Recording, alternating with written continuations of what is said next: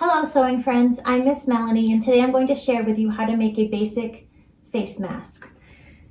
In order to make these face masks, you do need some supplies, and for those of you that did pick up the supplies, you will find that in your baggies you should have 2 pieces of 6x9 cotton.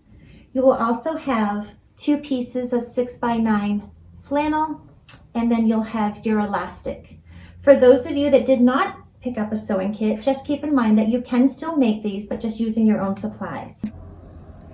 We're going to take a piece of our elastic, and on one of the shorter sides, we're going to take a pin, and we're going to take an end of our elastic, and you're basically going to just pin it in place. Then we're going to stretch our elastic, making sure that it doesn't get curled, and we're going to reach it down to the bottom part of our short end as well. Again, pin in place. We're going to repeat the same exact step onto the other side.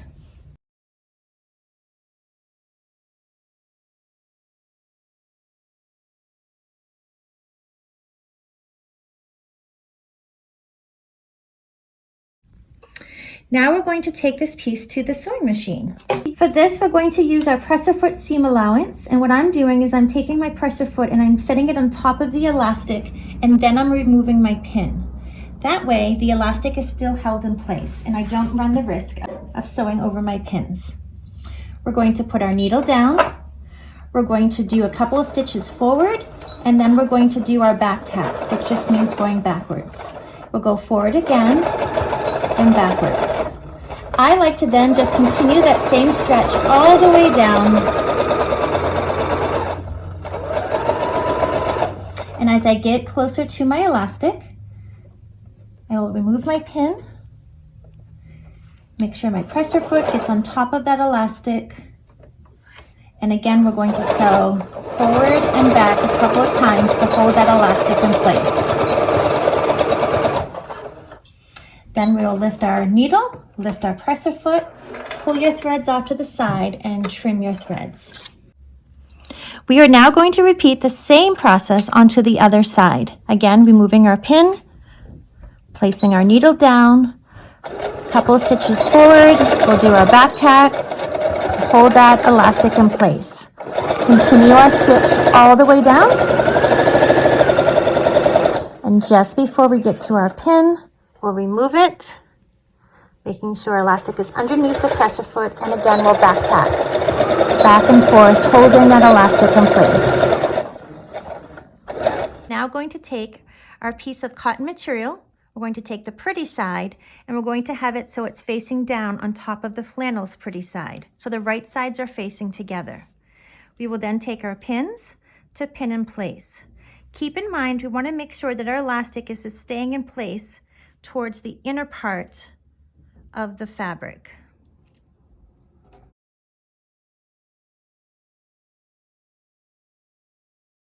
We are now going to make sure that we leave an opening. Usually about 1 inch to 1.5 inch opening is a good mark to have. I'm going to take and place 2 pins together to know that this is one spot where we're not going to sew, and then I'll do the same for the end of the opening. And now all we're going to do is we're going to stitch around the entire rectangle, but we're not stitching where we left for our opening.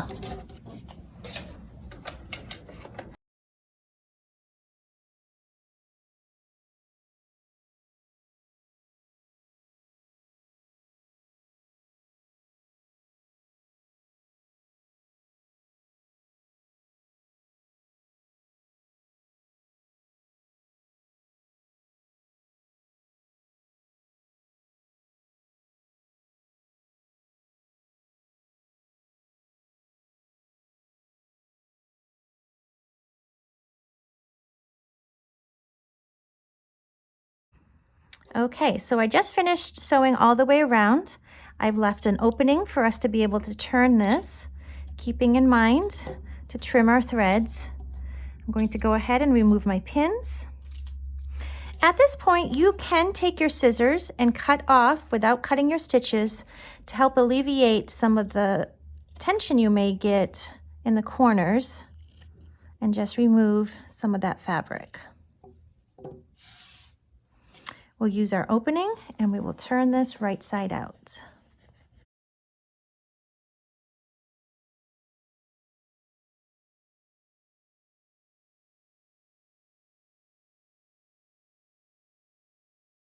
Some of you may even use perhaps a pencil or a knitting needle to help those corners have a nice sharp corner to them. At this point, I then like to take this to the iron. And what we're going to do is we're going to turn in that raw edge, which is right where our opening was. Okay, now we're going to take our iron and we're going to do a nice press, keeping in mind that our little opening that we left, we have the raw edges turned in. One important thing to keep in mind though at this point is not to have our iron go over our elastic. Depending on the elastic that you are using, it could actually melt some of the elastic depending on the material that's in with the elastic. Now our next step is just to do a nice top stitch all the way around, and that's going to help close our opening.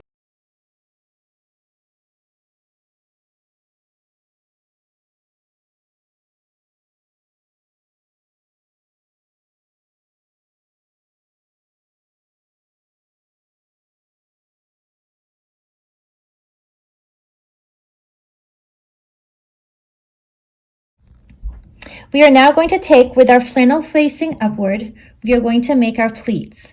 And the easiest way I can suggest is just to take this top piece and we're going to fold it down and then back up.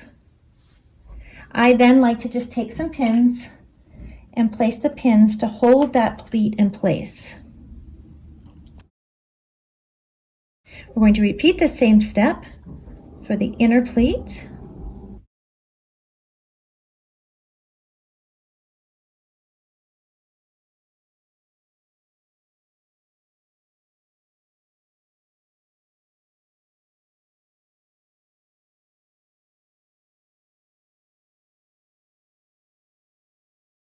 I like to take the iron and just do a quick little press in the middle to set in place. We are now just going to sew down the pleats on each edge.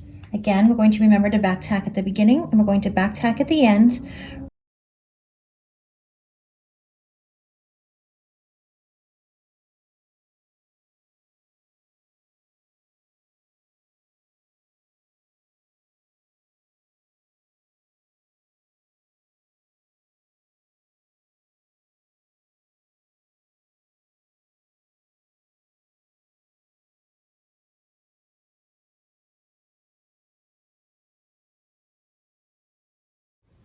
And that is how we make our basic face mask. Thank you for joining me. I miss all of you, especially those kiddos that I used to see on a daily basis. Hopefully soon we'll be able to see each other in person, but until then, just remember, if you have any questions, please feel free to reach out to me through text, email, or even giving me a phone call. I love and miss all of you.